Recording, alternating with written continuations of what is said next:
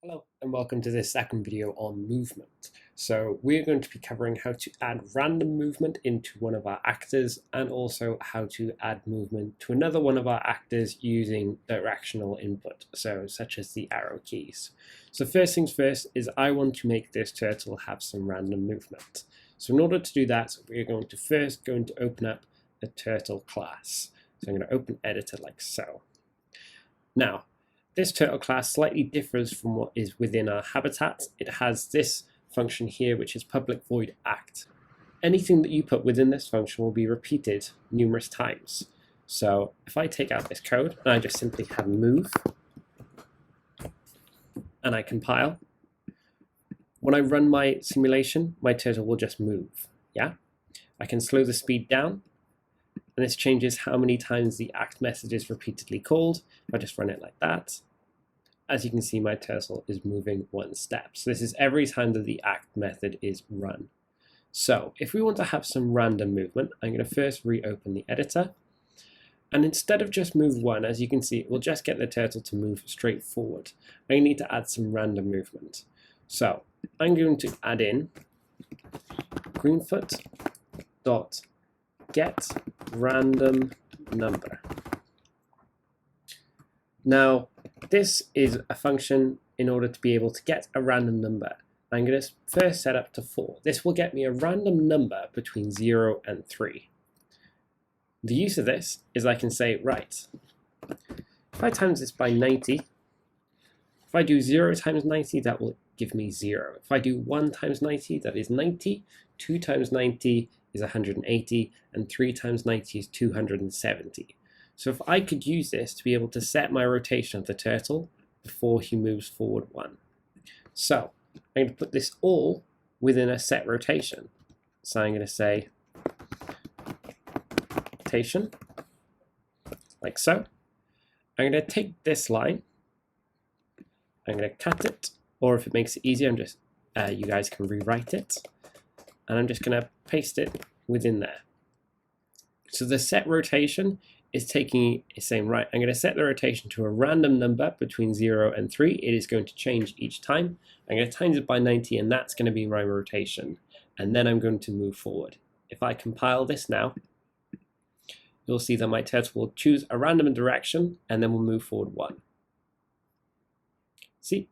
Like so. If I speed the simulation up, you can see that the turtle has now got some random movement to it. So it's moving completely random around the screen.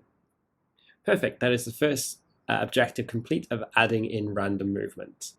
So the second thing we're going to do is I'm going to get the hippo to react to the arrow key input such that I can move him around the screen with the arrow keys. So what I'm going to do is I'm going to pause the simulation here, and I'm going to go into my hippo class. Again, the hippo has an act method, and what I'm going to do within here is I'm going to have some code which is slightly different from the turtle. I'm going to say if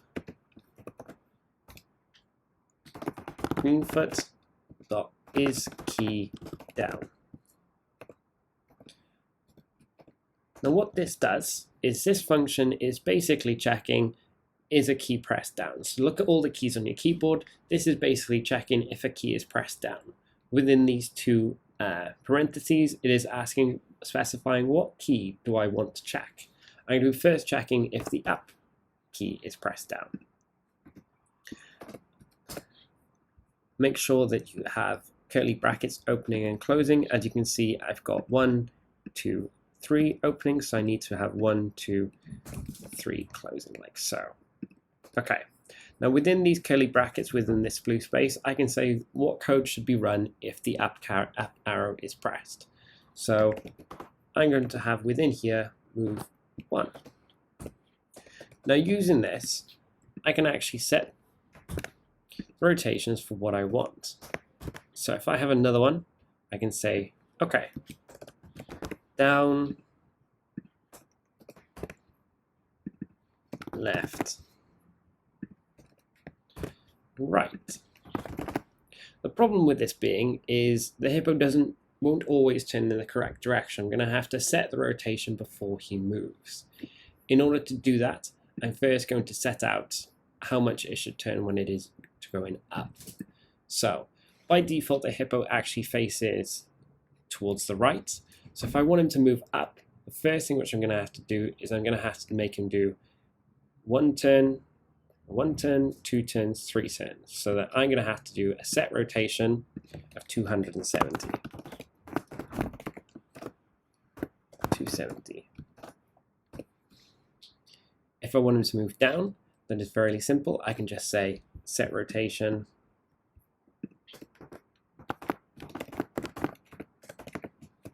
90.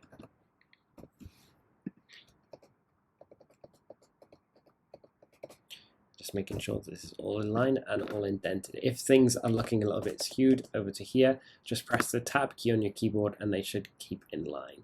Now for left, it does actually need to move 180. As you can see, he's currently facing to the right. So I'm going to have to say set rotation to be 180. And for right, it doesn't actually need any rotation at all because it is already facing that correct way. So if I compile this code, no syntax errors, what I can do is I can run the simulation, and I'm pressing the right arrow key, the left arrow key, the down arrow, and the up arrow. And as you can see, my hippo is now reacting to each arrow key. The one bug which I have noticed when I'm pressing the right arrow key is my hippo is not turning right. So what I'm going to need to do is I'm going to need to open the editor. I'm going to have to set the rotation for the right key to be 0. That way, when I turn right, you'll see that the rotation will go back to 0, and therefore he can move right. Perfect, I've got a fully functioning hippo who is moving around in the direction of the arrow keys. And that is all the section on movement.